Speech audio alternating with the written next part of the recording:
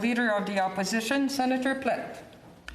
Thank you, Madam Chair. Minister, let me as well add my voice to welcoming you here today and indeed seeing that you are looking so well, and I hope, in fact, it will be that for many years to come. Minister, your father, as you said, was a senator, and in fact, he was the Speaker of the Senate.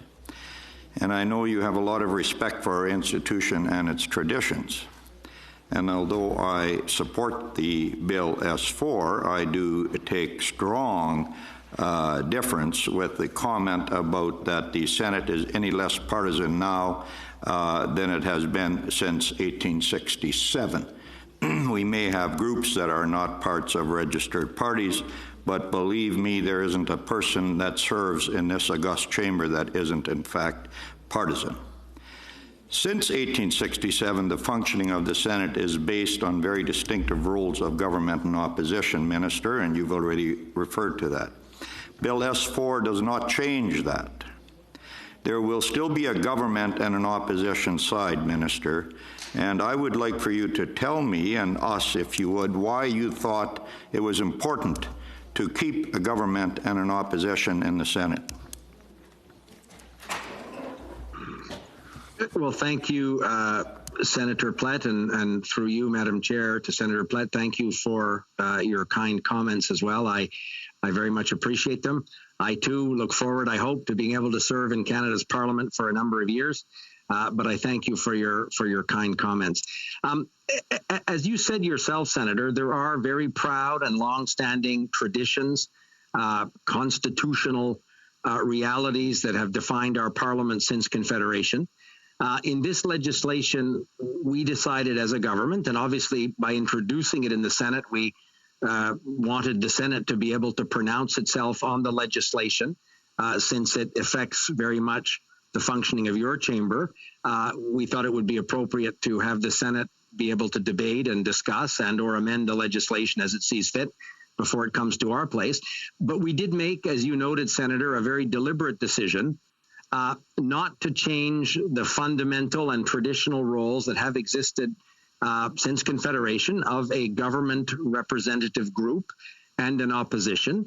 I know that Senator Gold and I, in a number of discussions before the legislation was formulated, talked about the importance of respecting those traditions, but adding, as I indicated, in an incremental way, additional responsibilities, allowances that would reflect other groups that have subsequently been formed in the Senate and don't fit in to that particular definition. But in no way did we seek, as you said, to change or to alter those traditional and important institutions in your chamber. I obviously defer to you and your colleagues in the Senate as to how the Senate chooses to structure itself.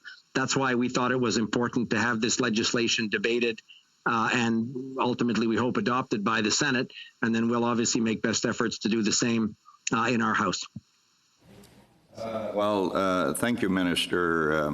I don't know for sure whether I got my question answered, but that is also common in this chamber that we aren't ever sure whether we get our questions answered. So there's nothing new there. But I certainly appreciate that, Minister. Minister, you and other government representatives consulted with leaders of all groups, and in fact consulted with myself. And let me tell you, I appreciated that, and it was a very frank discussion that we had, and I believe you took note of the comments that I made.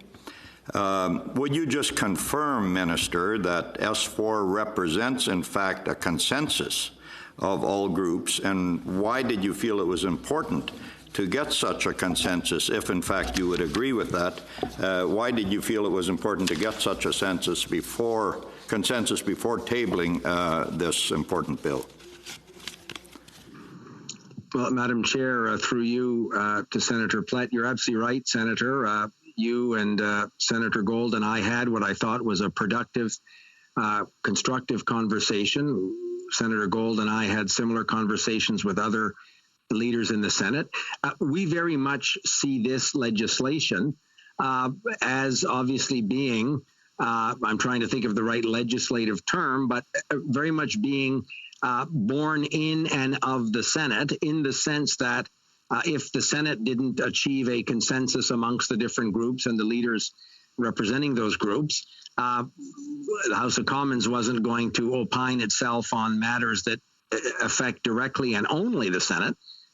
We thought that should be, we hoped that could be the product of consensus. And as you correctly said, we weren't also, we didn't think it was appropriate. And frankly, we didn't think in a minority parliament in our chamber, it would have been particularly constructive to introduce a bill, to draft a bill that couldn't achieve a certain element of consensus in your chamber.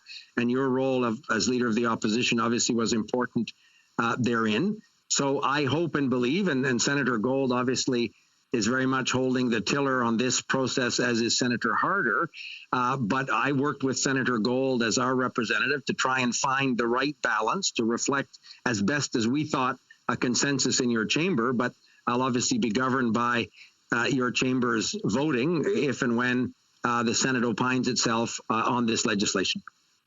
Well, thank you, and you did answer a question that I was going to ask, and that is why you chose to table the government a government bill in this House rather than in the House of Commons. But you preemptively answered that, so thank you, Minister. There are additional allowances contained in Section 3 of the bill. Again, I'm supportive of those. But the bill has them coming into force on July 1st, 2022. How did you come about picking that date? Madam Chair, through you to the Honourable Senator, I'm glad you asked that, Senator Plett, because I also, in discussions with officials at Privy Council when we talked about this legislation, asked that same question. Because there is a non-appropriations clause in the legislation, because for the reasons I mentioned, this is properly a bill that concerns only the Senate, and we thought it would be respectful and appropriate for the Senate to pronounce itself on the legislation. We hope and believe we can quickly ratify it in the House of Commons. As I say, since it affects the Senate and only the Senate, we hope that our House would be respectful of that consensus that we hope we can develop in the Senate.